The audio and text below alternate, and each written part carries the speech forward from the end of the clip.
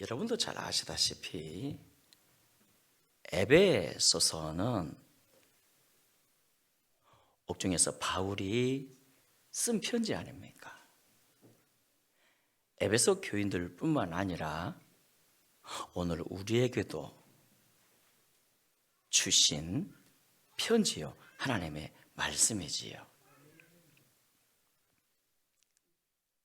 그는 특히 에베소서를 통해서 하나님이 우리를 왜 부르셨는지,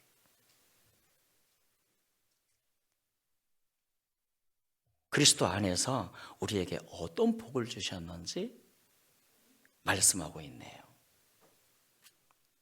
여러분, 하나님이 우리를 왜 부르셨을까요? 어떤 복을 주셨을까요? 바로 그것은 신령한 복 아닙니까? 신령한 복. 본문 3절에서 말씀했네요. 그리스도 안에서 하늘에 속한 모든 신령한 복을 우리에게 주시되, 신령한 복. 그렇다면 구체적으로 이 신령한 복은 어떤 복일까요? 어떤 복일까요? 바로 아들로 선택 입은 복 아닙니까? 당신의 아들로. 본문 4절에서 말씀했네요. 창세 전에 그리스도 안에서 우리를 택하사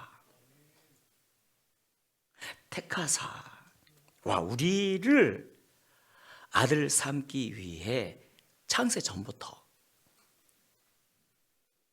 계획하고 택하셨어요. 많고 많은 사람 중에 나를, 특별히 우리를 택하셨어요. 선택받은 복. 여러분, 이 복이 보통 복이 아니라고요. 신앙이 깊어지면 깊어질수록 여기에 대한 감사가 나옵니다. 아, 주께서 나를 택해 주셨구나. 둘째, 신령한 복이란 나를 죄에서 해결해 주신 복 아닙니까? 복 중에 최고의 복이지요. 본문 7절에서 말씀합니다. 우리는 그리스도 안에서 그의 은혜의 풍성함을 따라 그의 피로 말미암아 속량 곧 죄사함을 받았느니라. 속량 곧 죄사함을 받았느니라. 여러분, 여기서 속량이란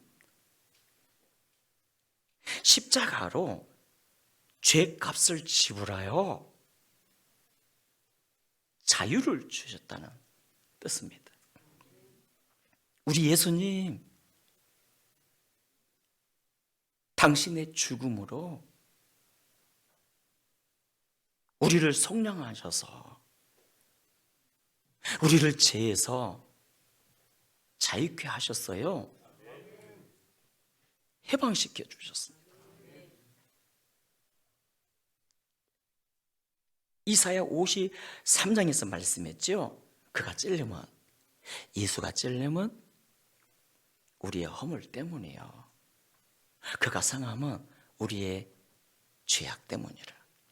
그가 징계를 받음으로 우리가 평화를 누리고 그가 채찍에 맞음으로 우리가 나음을 입었도다. 우리는 다 양 같아서 그릇 행하여 각기 제 길로 갔거늘 여호와께서는 저와 여러분의 죄악을 예수에게 담당시키셨도다.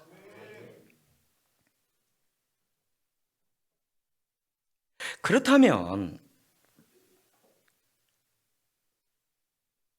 속량해 주신 이유가 뭘까요? 예수께서 당신의 십자가로 우리에게 속량을 해주신 이유 본문 4절에서 말씀하네요. 우리를 그 앞에서 거룩하고 흠이 없게 하시려고. 우리를 하나님 앞에서 거룩하고 흠이 없게 하시려고. 아니, 이 말씀 이해가 안 되네요. 이상합니다. 믿었어도 여전히 죄와 허물투성이인 우리인데 그렇지 않습니까? 지금도 여전히 죄와 흠이 많은 우리인데 거룩하고 흠이 없다니요.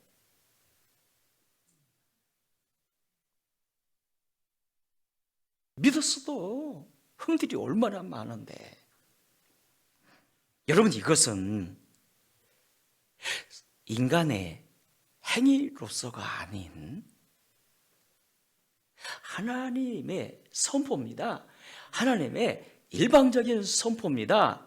복음 안에서의 하나님의 일방적인 선포입니다. 왜냐하면 우리가 믿고 하나님 자녀된 후에는 죄의 기준이 율법이 아니거든요.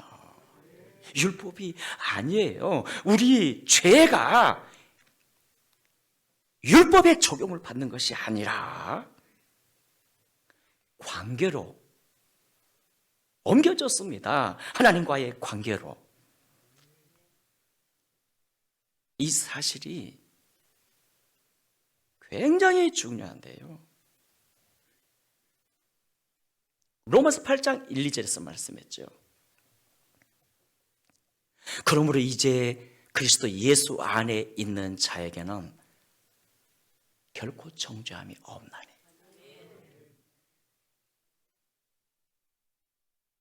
믿는 우리에게는 결코 정죄함이 없나니. 이는 그리스도 예수 안에 있는 생명의 성령의 법이, 무슨 법이? 생명의 성령의 법이 죄와 사망의 법에서 너희를 해방하였습니다. 와, 믿는 우리의 죄에 대해서 누구도 정죄하지 못한다는 겁니다. 누구도 정죄하지 못한다는 겁니다. 우리가 결코 정죄받지 않는답니다. 왜요? 그리스도 예수 안에 있는 생명의 성령의 법이 죄와 사망의 법에서, 즉 율법에서 우리를 해방하였기 때문입니다. 율법에서 우리를 해방하였기 때문입니다. 그러니까 믿기 전에는 죄가 율법의 적용을 받았기에, 어떤 적용? 율법의 적용을 받았기에 사망입니다. 죄의 삭은 사망입니다. 그러나 믿은 후에는 율법이 아니라 생명의 성령의 법을 적용받기에, 그것은 관계의 문제라는 것입니다. 하나님과의 관계의 문제. 따라합시다. 하나님과의 관계의 문제.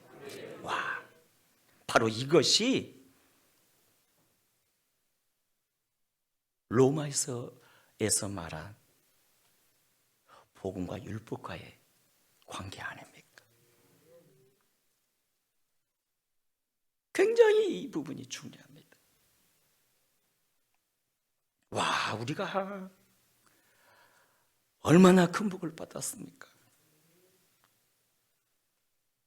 죄에 대해서 해방받았지요. 죄에 대해서. 그리스도 예수 안에 있는 자에게는 결코 정죄함이 없나니, 이는 그리스도 예수 안에 있는 생명의 성령의 법이 죄와 사망의 법에서, 곧 율법에서 너희를 해방하였습니다. 예수님의 생명의 법, 곧 성령의 법이 율법에서 우리를 해방시켰어요. 율법에서. 이것을 깨달은 바울이 고린도 전서에서 이렇게 선언하지 않았습니까? 사망아 너의 승리가 어디에 있느냐?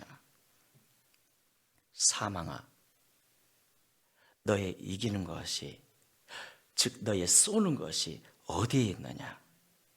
사망에 쏘는 것은 죄요, 죄의 권능은 율법이라. 무슨 뜻인지 아세요? 죄의 권능은 율법이라. 율법이 있기에 너의 죄가 죄로 드러났다는 거예요. 죄의 권능은 율법이라. 우리 주 예수 그리스도로 말미암아 이김을 주신 하나님께 감사하노라. 와. 그래서 하나님 보실 때 우리는 언제나 의롭고요, 언제나 거룩하고요, 언제나 아름답다니까요. 마틴 루터가 서치에 앉아있는데 마귀가 찾아왔습니다. 빽빽이 글이 써져 있는 종이를 들고, 루터가 마귀에게서 그것을 받아보는 순간 아찔하여 쓰러질 뻔했습니다. 그가 평생 지었던 죄의 목록이 그냥 가득히 쓰여져 있는 거예요. 마귀가 이렇게 말합니다. 야 루터야, 네가 그렇게 죄를 많이 지어놓고 야 무슨 개혁을 해? 네 자신이나 개혁해라. 그 마귀의 말을 듣는 순간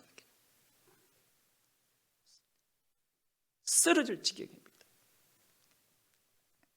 그래서 그때 성령께서 이렇게 말씀하지 않았습니까? 루터야, 인간이 의롭게 되는 것은 행위에 있는 것이 아니라 믿음에 있느니라.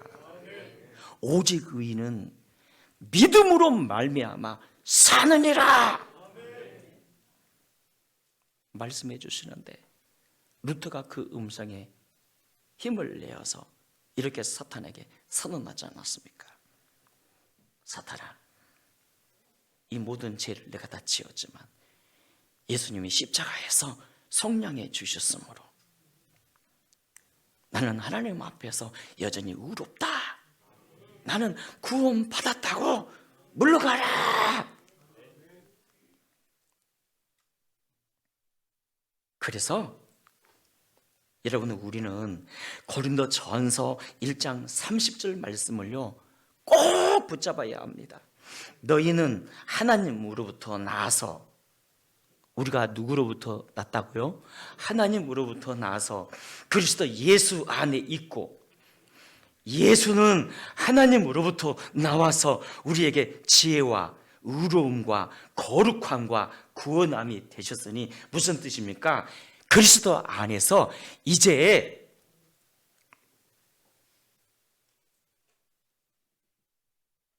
우리는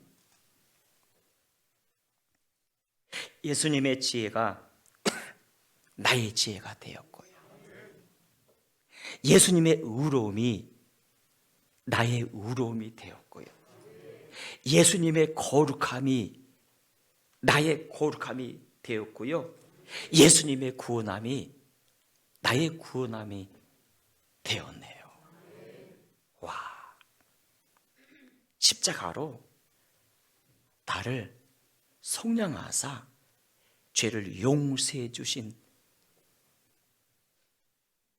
이 복을 저와 여러분이 받았다니까. 이게 얼마나 큰 복이라고요. 셋째, 우리가 받은 신령한 복이란 그리스도와 하나 된 복 아닙니까? 따라합시다. 그리스도와 하나 된 복. 보면 10절에서 말씀하네요. 하늘에 있는 것이나 땅에 있는 것이 다 그리스도 안에서 통일되게 하려 하십니다. 뭐가 되었다고요? 통일되게 하려 하십니다. 여러분, 이 말씀에 근거하여 우리는 하늘과 땅의 주권자 대신 예수님과 하나 된 복을 받았어요. 우주의 왕 대신 그리스도와 함께 사는 복을 받았습니다. 그러니까 예수님이 내 안에, 내가 예수님 안에. 여러분, 우리는 그리스도와 연합된 예수 가진 사람들입니다. 그리스도를 가진 사람들. 그리스도를 가졌다는 건 다 가졌다는 거 아닙니까? 왜냐하면 그리스도 안에 다 있거든요. 우주의 복이 다 있어요. 우주의 복이. 그래서 진짜 눈 열린 사람은요, 영안이 열린 사람은요, 세상에 그 썩어질 거 보다는 영원한 거, 하늘의 복을 붙잡습니다. 바울처럼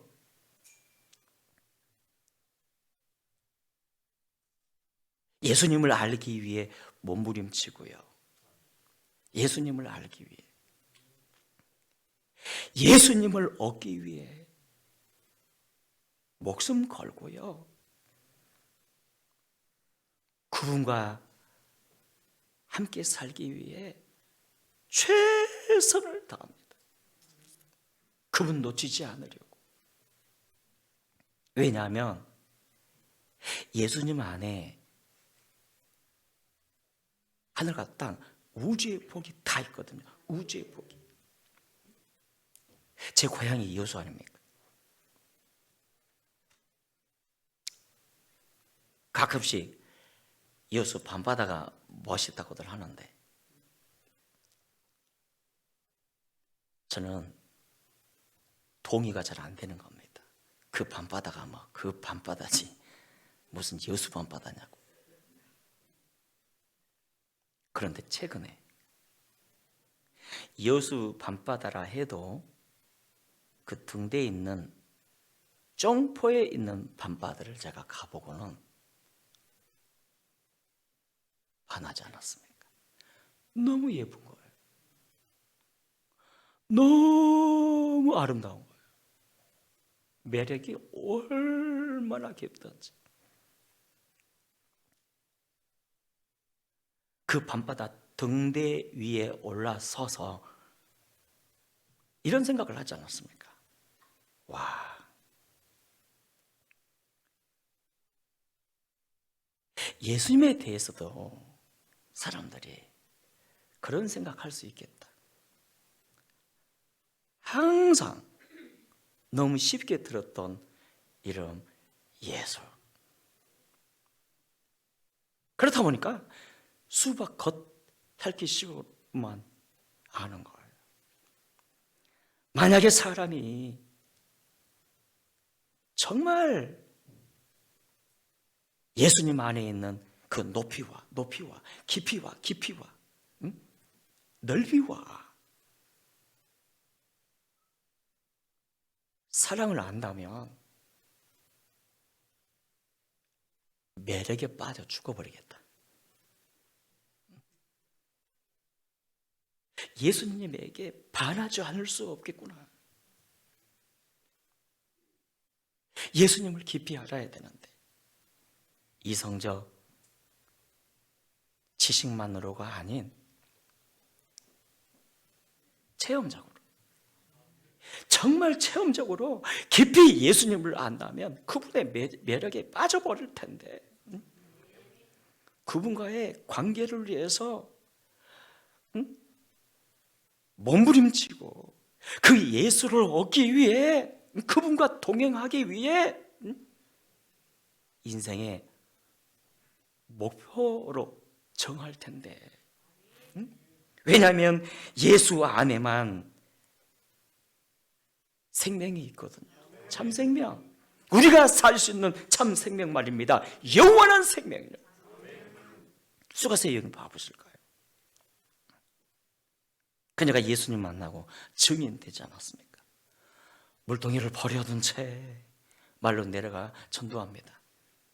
당신들도 내가 만난 그리스도 한번 만나보시라고. 왜 그랬을까요? 어떻게 그게 가능했을까요?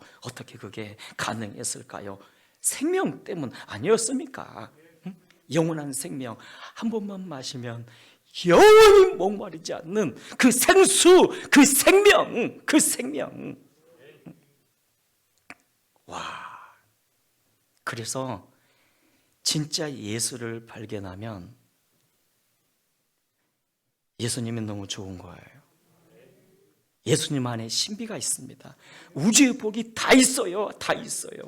여러분, 짐 패커라고 미국의 3대 설교가 아니었습니까? 얼마나 잘 가르치는지. 그분이 어쩌다가 감옥에 들어가게 되었어요. 그런데 감옥에서 충격적인 사실 하나를 발견하지 않았습니까? 그게 뭔지 아세요? 바로 1만 명 교회 부흥보다 예수를 얻는 게 훨씬 중요하다는 거예요. 예수님이 감옥에 찾아오셔서 그에게 말씀하시지 않았습니까? 짐 패커야, 네 1만 명 부흥 목표로 세우고 얼마나 노력했니? 야, 근데 그거 다 헛거야. 부질없는 짓이라고. 응? 나는 네가 1만 명 부흥 목표 세우는 것보다 제발 나를 좀 얻었으면 좋겠어. 나를 가졌으면 좋겠어. 네 미국 최고의 설교가였지만 네 안에 예수 있었어? 네 안에 예수 있었냐고. 네뿐만 아니라 너 그 모든 교인들이 예수를 가졌으면 좋겠어. 예수를 얻었으면 좋겠어. 그것이 신앙의 본질이야. 예수 없이 네가 잘 가르치기만 했으니 다 바리새인 만들어 놓은 거 아니야. 교만해가지고. 예수야, 예수가 좋아야지. 예수. 충격을 받은 거예요. 충격을. 기억해라. 네와 너 그 교인들이 예수 얻는 것이 목표가 되게 하라. 그 음성을 듣지 않았습니까? 따라합시다. 예수를 얻는 것이 신앙의 본질입니다.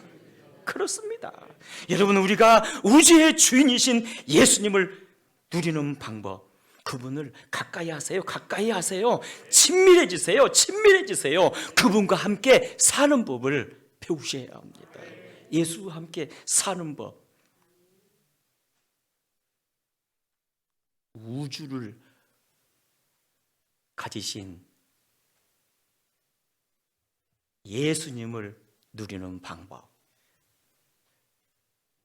그분과 친밀해지세요. 할렐루야. 그분과 함께 사는 법을 배우셔야 합니다. 또한 넷째, 우리가 받은 신령한 복이란 기업된 복 아닙니까? 우리 크게 한번 따라합시다. 기업된 복. 11절에서 말씀했죠. 우리가 그 안에서 기업이 되었다고. 여기서 기업이란 상속자입니다. 상속자. 아버지로부터 땅이나 소중한 재산이나 소유물들을 물려받을 아들. 기억하십시오. 우리는 하나님의 아들로서 하늘 보물의 상속자. 하나님의 상속자. 얼마나 가치가 있습니까? 이것을 받아들이셔야 당당해지고 행복해집니다.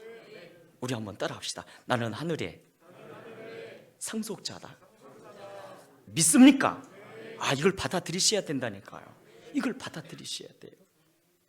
가령 어느 재벌이 백지 수표를 주었는데,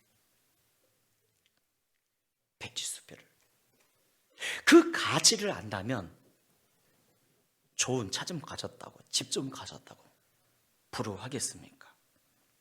그 수표의 가치를 아는데 마찬가지입니다. 우리는 천국 시민이요, 하나님 나라의 상속자 아닙니까? 그러므로 보이는 것에 연연하지 마시고 보이지 않는 더 가치 있는 것을 바라보며 당당하게 사십시오. 언젠가 한번 말씀드린 것 같은데요, 제가 지방에서 목회할 때 기도했습니다. 주여, 횟집 사장 좀 보내주세요. 몇 개월 기도했더니 횟집 사장 부부 집사님이 우리 교회 온 겁니다. 등록을 했어요. 얼마나 좋던지.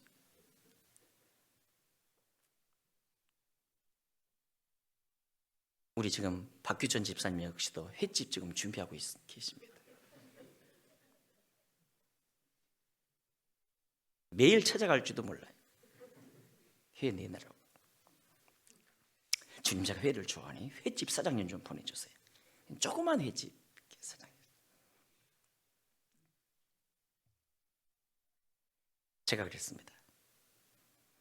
신방 가서 보아니 횟집에 뭐 차도 없고 운전기사도 없는데 내가 운전기사 해주겠다고, 전화만 하라고.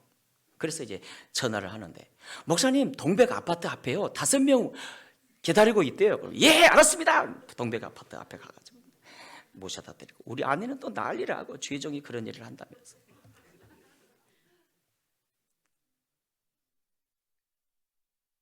목사님 중흥 아파트 앞에 6명 모였다. 예, 알겠습니다. 그래서 한 3개월 4개월쯤 그렇게 했을까요?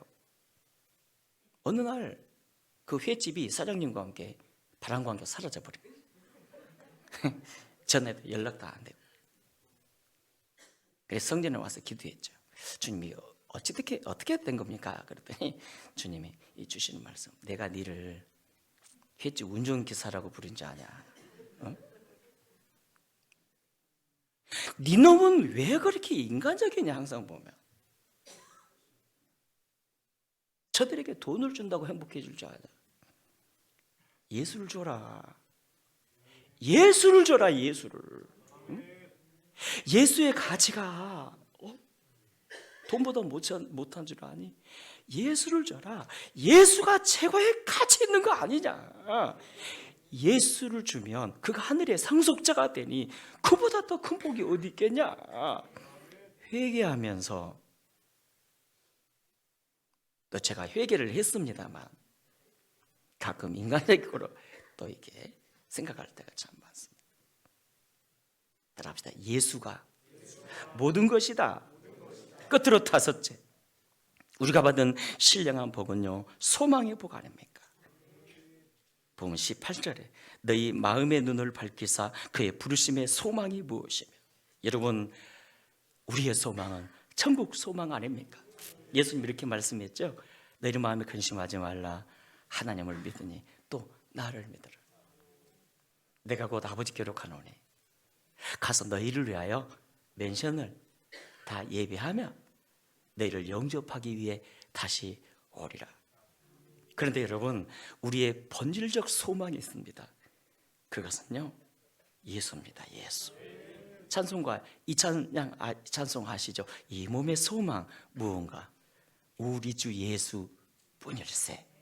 우리 주 예수 밖에는 미들이 아주 없도다. 어젯밤도 자면서 예수님 생각하며 잠을 잤는데 푹 잤다고 생각하고 눈을 떴는데 새벽 1시예요. 한두 시간 이게 기도하다가 성전 올까 하다가 이 주일날 피곤하면 안 된다는 이 생각으로 이렇게 거기서 다시 한 1시간 정도 이렇게 엎어져 잤는데 영 개운하지 못한 나를 보면서 그때 교회 나왔어야 되는데 후회했었습니다. 예수. 이 고백했습니다. 예수님만이 나의 소망입니다. 여러분, 예수님만을 소망으로 삼고 사는 사람들은요, 늘 예수님이 좋습니다. 내 인생에서 가장 귀하고요, 그런 사람들에게는 선물이 있습니다. 선물이 어떤 선물인지 아세요? 마음이 부유하고요, 행복해집니다. 행복해집니다. 여러분, 이 찬양 아시지요? 이것이 행복이라고, 세상은 알 수 없는 하나님 선물. 이것이 행복이라고, 하나님의 자녀로 살아가는 것, 이것이 행복이라고.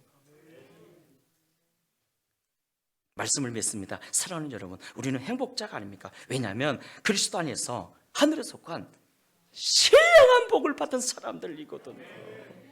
그러므로 감사함으로 행복하게 사는 저와 여러분 되어지기를 주 이름으로 축원합니다.